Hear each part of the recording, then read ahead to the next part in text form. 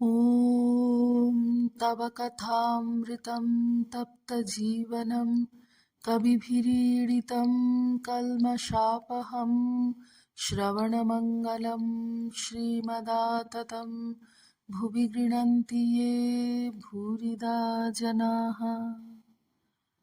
ঠাকুর শ্রী রামকৃষ্ণ দক্ষিণেশ্বর মন্দিরে ভক্ত সঙ্গে 1884 24শে ফেব্রুয়ারি। শ্রী রামকৃষ্ণ কুমারী পূজা করে কেন? সব স্ত্রীলোক ভগবতীর এক একটি রূপ, শুদ্ধাত্মা কুমারীতে ভগবতীর বেশি প্রকাশ। মাস্টারের প্রতি কেন আমি অসুখ হলে অধৈর্য হই? আমায় বালকের স্বভাবে রেখেছে, বালকের সব নির্ভর মার উপর। দাসীর ছেলে বাবুর ছেলের সঙ্গে কোঁদল করতে করতে বলে, আমি মাকে বলে দিব। রাধা বাজারে আমাকে ছবি তোলাতে নিয়ে গেছিল। সেদিন রাজেন্দ্র মিত্রের বাড়ি যাবার কথা ছিল। কেশব সেন আর সব আসবে শুনেছিলুম। গোটা কতক কথা বলবো বলে ঠিক করেছিলাম। রাধা বাজারে গিয়ে সব ভুলে গেলাম। তখন বললাম, মা তুই বলবি, আমি আর কি বলবো? আমার জ্ঞানীর স্বভাব নয়। জ্ঞানী আপনাকে দেখে বড়, বলে আমার আবার রোগ। কুয়ার সিং বললে, তোমার এখনো দেহের জন্য ভাবনা আছে? আমার স্বভাবেই আমার মা সব জানে। রাজেন্দ্র মিত্রের বাড়ি তিনি কথা কবেন, সেই কথাই কথা। সরস্বতীর জ্ঞানের একটি কিরণে 1000 পণ্ডিত থ হয়ে যায়।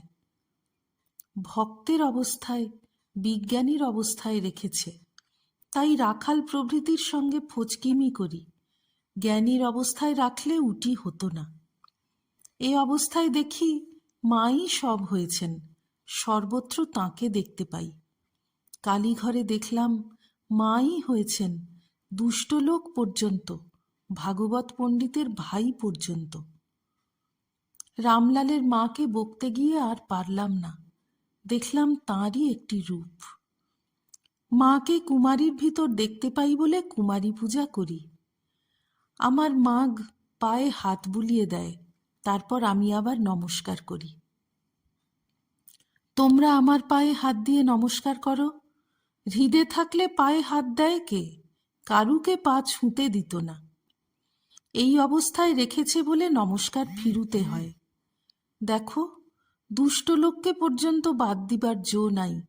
তুলসী শুকনো হোক ছোট হোক, ঠাকুর সেবায় লাগবে। 14 পরিচ্ছেদ। ঠাকুর শ্রী রামকৃষ্ণ কালী মন্দিরে সেই পূর্বপরিচিত ঘরে ছোট খাটটিতে বসিয়া গান শুনিতেছেন। ব্রাহ্ম সমাজের শ্রীযুক্ত ত্রৈলোক্য সান্যাল গান করিতেছেন। আজ রবিবার 20শে ফাল্গুন শুক্লা পঞ্চমী তিথি 1290 সাল, 2রা মার্চ 1884 খ্রিস্টাব্দ। মেঝেতে ভক্তেরা বসিয়া আছেন ও গান শুনিতেছেন। নরেন্দ্র, সুরেন্দ্র, মাস্টার, ত্রৈলোক্য প্রভৃতি অনেকে বসিয়া আছেন। শ্রীযুক্ত নরেন্দ্রের পিতা বড় আদালতে উকিল ছিলেন। তাহার পরলোক প্রাপ্তি হওয়াতে পরিবারবর্গ বড়ই কষ্টে পড়িয়াছেন। এমনকি মাঝে মাঝে খাইবার কিছু থাকে না। নরেন্দ্র এই সকল ভাবনায় অতি কষ্টে আছেন। ঠাকুরের শরীর হাত ভাঙা অবধি এখনো ভালো হয় নাই। হাতে অনেক দিন বাড় দিয়া রাখা হইয়াছিল। ত্রৈলোক্য মার গান গাইতেছেন। গানে বলিতেছেন, মা তোমার কোলে নিয়ে অঞ্চলে ঢেকে আমায় বুকে করে রাখো। তোর কোলে লুকায়ে থাকি মা, চেয়ে চেয়ে মুখপানে মা মা মা বলে ডাকি। ডুবে চিদানন্দ রসে মহাযোগ নিদ্রা বসে, দেখি রূপ অনিমেষে নয়নে নয়নে রাখি। দেখে শুনে ভয় করে, প্রাণ কেঁদে ওঠে ডরে, রাখো আমায় বুকে করে স্নেহের অঞ্চলে ঢাকি। ঠাকুর শুনিতে শুনিতে প্রেমাশ্রু বিসর্জন করিতেছেন আর বলিতেছেন, আহা কি ভাব। ত্রৈলোক্য আবার গাহিতেছেন, লজ্জা নিবারণ হরি আমার, দেখো দেখো হে যেন মনোবাঞ্ছা পূর্ণ হয়। ভকতের মান, ওহে ভগবান, তুমি বিনা কে রাখিবে আর? তুমি প্রাণপতি প্রাণাধার, আমি চিরকৃত দাস তোমার। গান। তুয়া পদ সার করি, জাতিকুল পরিহরি, লাজ ভয়ে দিনু জলাঞ্জলি। এখন কোথা বা যাই হে পথের পথিক হয়ে, আবহাম তোর লাগি হইন কলঙ্ক ভাগী, গঞ্জে লোকে কত মন্দ বলি। কত নিন্দা করে হে তোমায় ভালোবাসি বলে, ঘরে পরে গঞ্জনা হে। সরম ভরম মোর, অবহি সকল তোর, রাখো বা না রাখো তব দায়। দাসের মানে তোমারই মান হরি, তুমি হে হৃদয় স্বামী, তব মানে মানি আমি, করনাথ যেউ তুহে ভাই। গান। ঘরের বাহির করি মজাইলে যদি হরি, দেও তবে শ্রীচরণে স্থান। চিরদিনের মতো অনুদিন প্রেম মধু, পিয়াও পরাণ মধু, প্রেম দাসে কর পরিত্রাণ। ঠাকুর আবার প্রেমাশ্রু বিসর্জন করিতে করিতে মেঝেতে আসিয়া বসিলেন, আর রামপ্রসাদের ভাবে গাহিতেছেন, যশ অপযশ কুরস সুরস, সকল রস তোমারই। ওমা, রসে থেকে রসভঙ্গ কেন রসেশ্বরী? ঠাকুর ত্রৈলোক্যকে বলিতেছেন, আহা তোমার কি গান, তোমার গান ঠিক ঠিক। যে সমুদ্রে গিয়েছিল সেই সমুদ্রের জল এনে দেখায়। ত্রৈলোক্য আবার গান গাহিতেছেন, হরি আপনি নাচো আপনি গাও, আপনি বাজাও তালে তালে, মানুষ তো সাক্ষী গোপাল, মিছে আমার আমার বলে। ছায়াবাজির পুতুল যেমন, জীবের জীবন তেমন, দেবতা হতে পারে যদি তোমার পথে চলে। দেহযন্ত্রে তুমি যন্ত্রী, আত্মরথে তুমি রথী, জীব কেবল পাপের ভাগী, নিজ স্বাধীনতার ফলে। সর্বমূলাধার তুমি, প্রাণের প্রাণ হৃদয় স্বামী, অসাধুকে সাধু করো তুমি নিজ পুণ্য বলে। গান সমাপ্ত হইল। ঠাকুর এইবার কথা কহিতেছেন।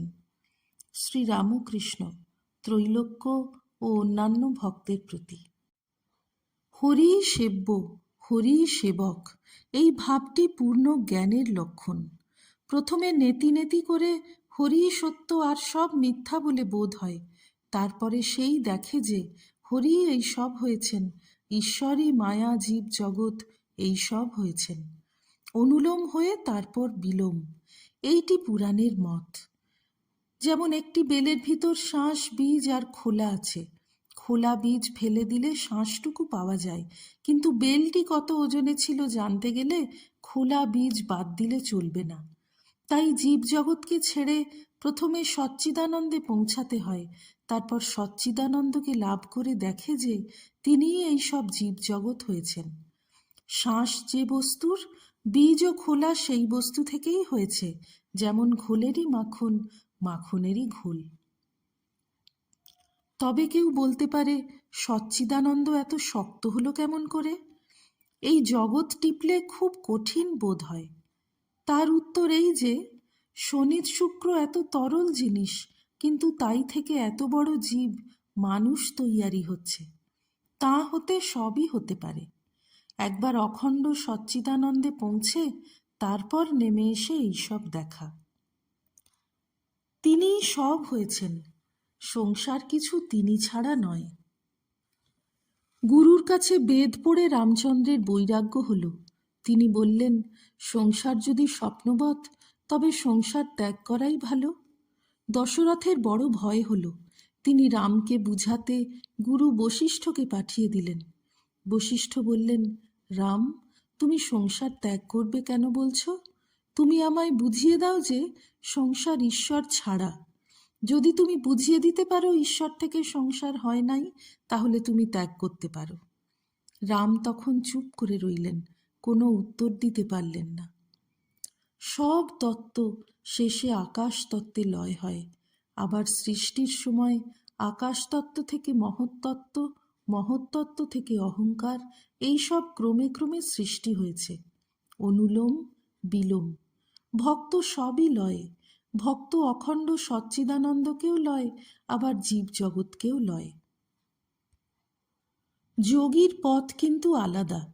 সে পরমাত্মাতে পৌঁছে আর ফেরে না, সেই পরমাত্মার সঙ্গে যোগ হয়ে যায়। একটুর ভিতরে যে ঈশ্বরকে দেখে তার নাম খণ্ডজ্ঞানী। সে মনে করে যে তার ওদিকে তিনি আর নাই। ওম নিরঞ্জনম নিত্যমনন্তরূপং ভক্তানুকম্পাধৃতবিগ্রহং বৈ ঈশাবতারং পরমেশমিড্যং তং রামকৃষ্ণং শিরসা নমামহ।